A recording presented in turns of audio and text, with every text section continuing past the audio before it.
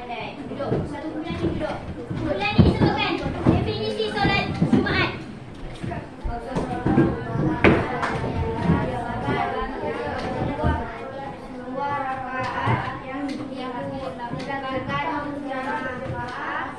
Pada hari Jumaat didahului khutbah. Bila dia buat? Okey, bulan depan. Sebutkan definisi solat Jumaat. Solat Jumaat Dah. Ini. Solat Jumaat ialah solat dua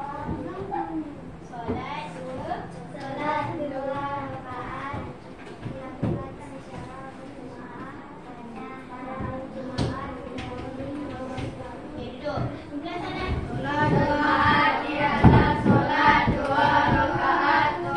Solat zuhur dua rakaat secara berjamaah ditandai dengan dua khutbah pada hari Jumaat.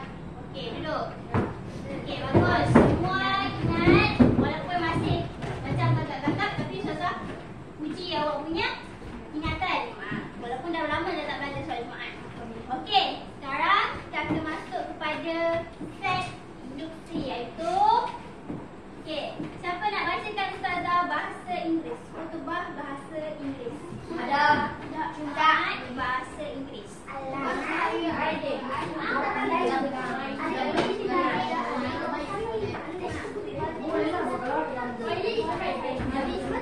Ada yang boleh?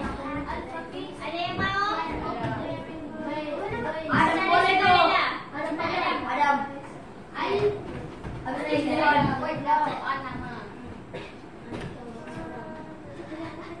Okey.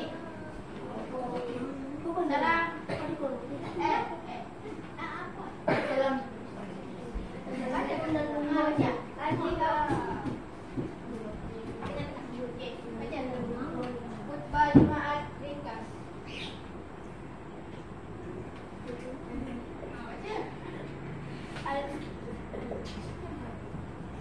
Al-Praise is due to Allah. I remind myself and you to ittaqullah. Fear Allah and obey Him. Dear brother, Jumu'ah prayer has condition for obligation. It is wajib only for Muslim men, healthy matter, and not rebellious. It also has condition for validity. It must be in congregation during Dhuhr time, with khutbah before prayer, and led by an imam. Let us also practice the sunnah of Jumu'ah. Tadi ada lagi? Who's wearing clean clothes, coming early, reciting Surah Al-Kahf, and sending salawat upon the Prophet Sallallahu Alaihi Wasallam. May Allah accept our worship. Ittaqullah wherever you are. Okey, duduk. Okey, berdasarkan kawan-kawan si Adam Syakir yang telah sebut tadi, apa yang awak boleh terjemahkan? Awak tengok depan, bukan daripada sini. Apa yang Adam Syakir ada sebut? Langsung tak dengar?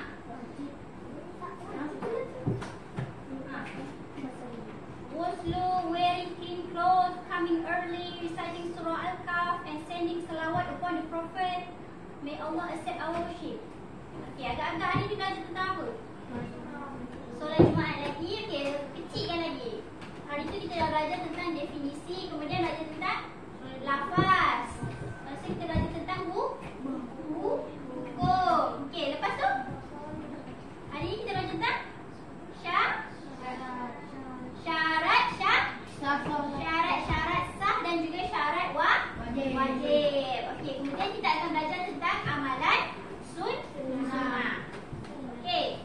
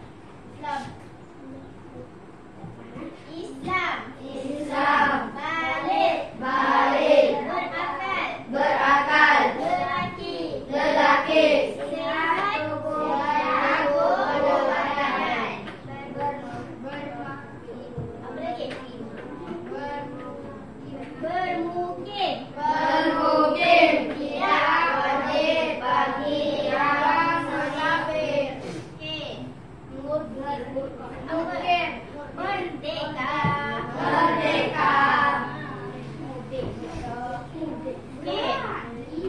Okey, nombor 1. Syarat wajib solat Jumaat. Okey, maksudnya Islam. Kalau orang bukan Islam boleh tak ada solat Jumaat?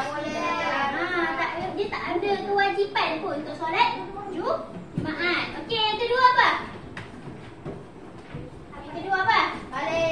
Balik. Okey. Kalau budak-budak macam contoh macam rumah awak ni masih belum balik ni.